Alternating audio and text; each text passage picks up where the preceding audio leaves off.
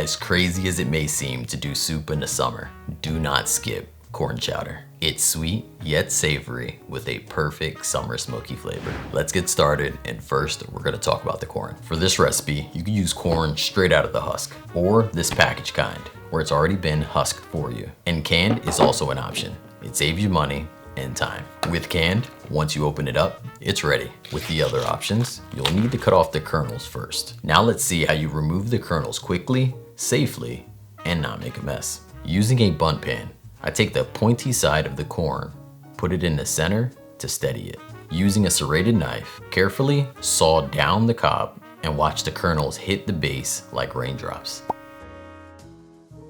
We're gonna start on the stove by trying to achieve the corniest flavor possible. Corny in this case is actually a good thing, not like a diss against the soup. We're gonna infuse our broth with the corn in a very large pot. We're adding our stock in there and we're gonna let that come to a boil. Next, pop in your corn kernels and set the timer for about 15 minutes while we prep the rest of our ingredients.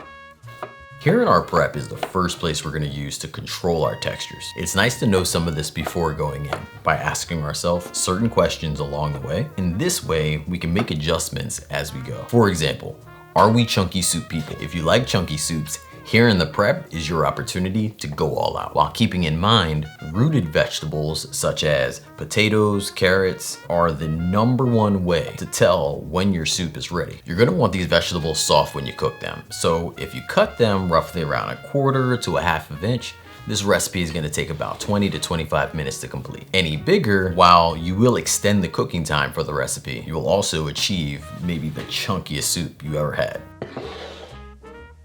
Coconut milk is a great option for some added creaminess. Otherwise, non-dairy milk works fine. Also, a little bit of sherry can be swapped for another dry white wine, rice vinegar, or just some lemon juice.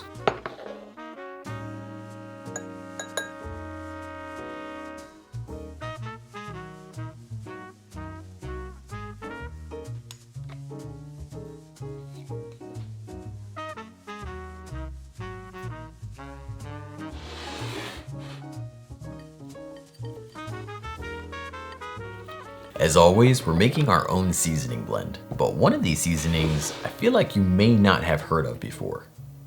It's Old Bay seasoning. Old Bay just doesn't sound like the most appealing thing to put in your mouth. I want to take a second and show you what Old Bay seasoning looks like. Here it is. For the size that it is fairly priced. And while I would love to tell you exactly what's in here, the label isn't completely transparent on what its proprietary blend is. But what I can share is that it's amazing.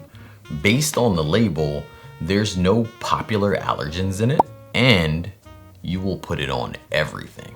Burgers, fries, popcorn, I mean, seriously. If you really can't get your hands on it, I would say up your paprika a bit, your celery salt, and some of your herb seasonings.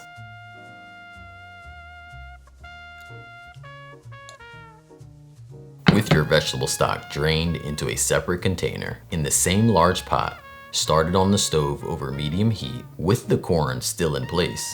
Add a tablespoon or 2 of plant butter and add your spices. You could also use a tablespoon or 2 of vegetable stock if you don't want to do butter. This step is going to allow us to toast our spices and brown our corn a bit, with our garlic and our onions coming in right behind that. Giving that roughly about 2 to 3 minutes, your mixture will become aromatic and the onions will become translucent. At this time, if you have family, expect them to be running into the kitchen, and you will have to refrain yourself from taking spoonfuls of this before proceeding with the recipe. Now, get everything else into the pot, reserving the stock, coconut milk, sherry, and lime. Take this time to stir everything together, which will probably take you about 2 to 3 minutes while you stir, get your vegetables coated, rotated, all together before you get the vegetable stock in and get the party started. Right here, we want to make sure that our vegetable stock covers all of our ingredients. It's important that everything is covered. This way, the whole thing cooks evenly. So if it's not completely covered, add a little bit more vegetable stock or even water.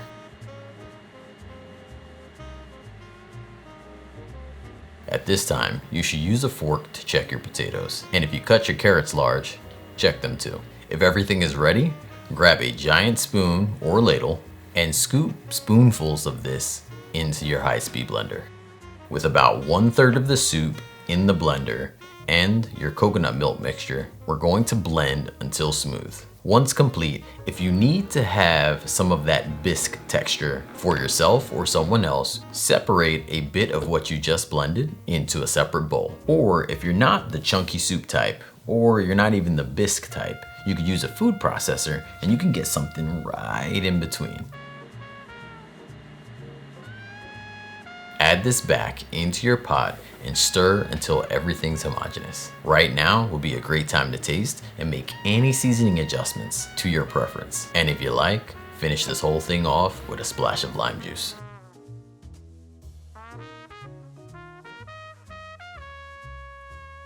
If your soup came out too thick, you can simply add a little bit more vegetable stock to get it thinned out perfectly to your desired preference. On the other end, if it's not thick enough, add some more soup into the blender and just repeat the steps. The total cost of this soup is just about 13 bucks, breaking down to just over $2 a serving. Being that it's 6 servings, you can cut this soup in half, and now you only got 3 servings. And you paid less. It keeps very well for just about a week. You could also freeze it and keep it until winter. If you want to make this into winter, you could use frozen corn right out of the freezer section in the grocery store. And if you would like the soup to go even further and add some protein, I like to do chickpeas and or black beans in here. They just make a very nice addition to the soup. Although most of the time, I just eat the corn chowder how it is. This full recipe is linked in the description, or you can check it out at my website, makeitdairyfree.com. Thank you so much for watching. Until next time, believe in good.